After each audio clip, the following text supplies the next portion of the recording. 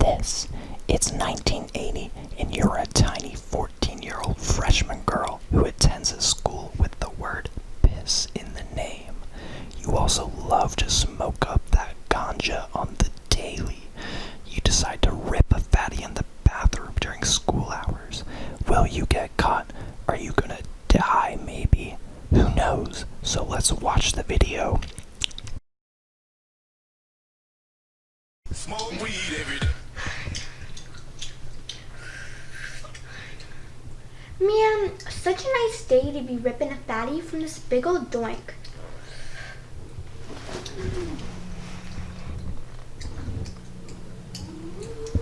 Bro, what are you doing smoking a fat one at school?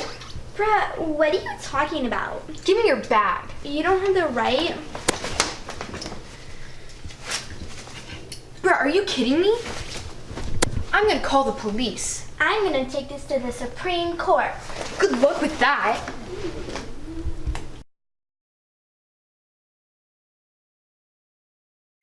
Order in the court. Bruh.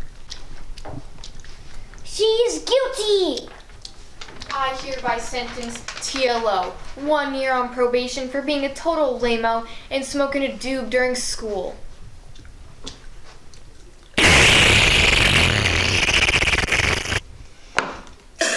What?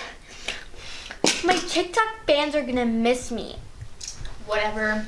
Bye, rats. I'm gonna go smoke a doob in my house now. Bruh, the court system is rigged.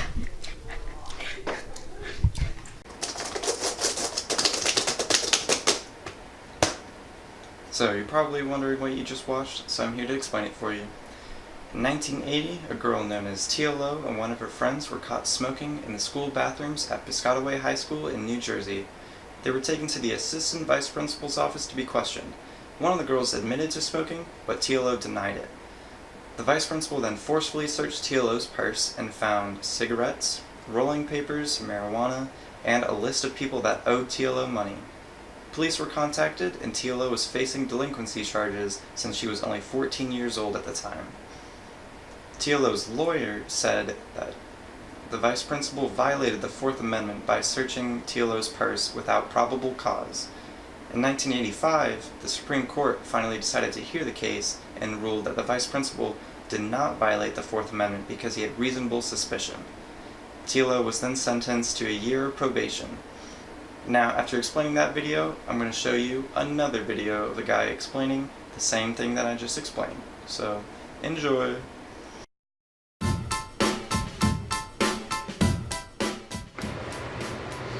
Hey guys, welcome to Hip Hughes History. We're going to take a whack at New Jersey versus TLO in this video lecture. A really great court case on students' rights that you're going to want to know if you're in a U.S. history course, an American government course, or you're cray-cray on the internet or planning on going on Jeopardy. So sit back and giddy up for the learning. Let's do it. New Jersey versus TLO. Bring it on.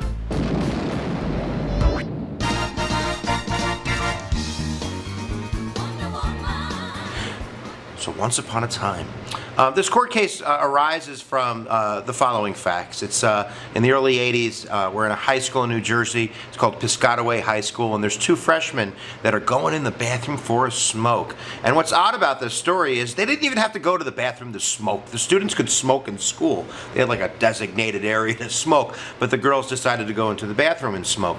So I guess when they came out of the bathroom, they were reeking like cigarettes, and they got called to the office.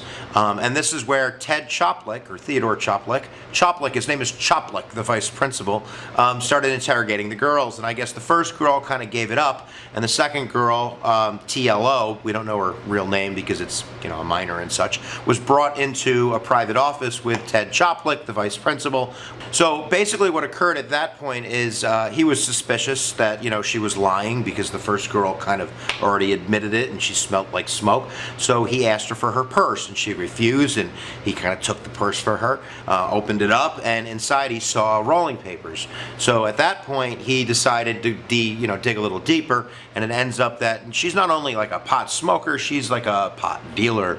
The girl's got like, pipes and bags of weed, and she's got a list with names and money on it, and yada, yada, yada. So they call the police, and she's arrested, and we have the facts of the case. So basically what TLO is claiming is that her Fourth Amendment rights were violated because there was no search warrant to go into that purse, and there was no probable cause in order to get the search warrant, or if there was probable cause, we never knew because nobody went to a judge. The vice principal just took it upon himself to search that bag.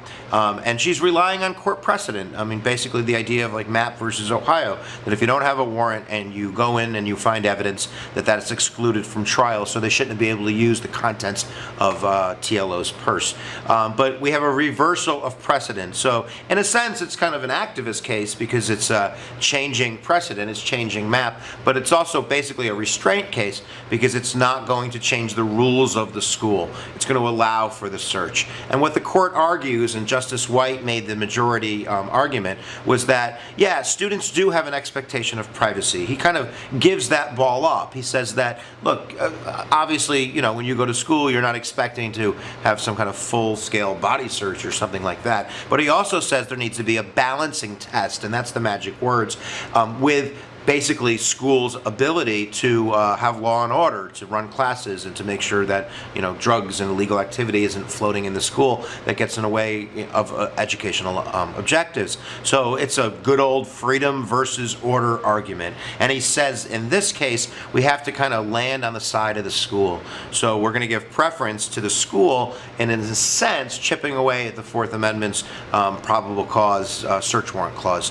What they say is that the Vice Principal Choplick, I'm going to keep saying that, had the constitutional right to search the bag because he had reasonable suspicion. And that's kind of the magic words, reasonable suspicion, that they give students expectation of privacy when balancing it with kind of the law and order of the school. So when he digs deeper, the court goes on to say, he's further not violating the Constitution because once he saw the rolling papers, those were in plain view. And there's a plain view doctrine, which is another exception to the Fourth Amendment, which basically says, if the cop is walking past your door and you're in the window and you're stabbing the person and you're like, hey, what's up? Hey, you don't need a warrant to come in. That's in plain view. So reasonable suspicion for students. That's the precedent.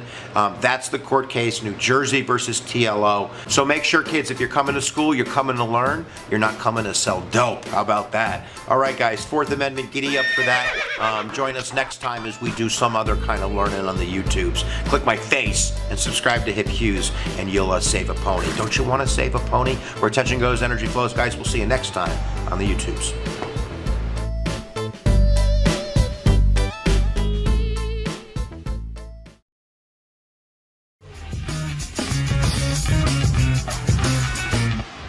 Yeah.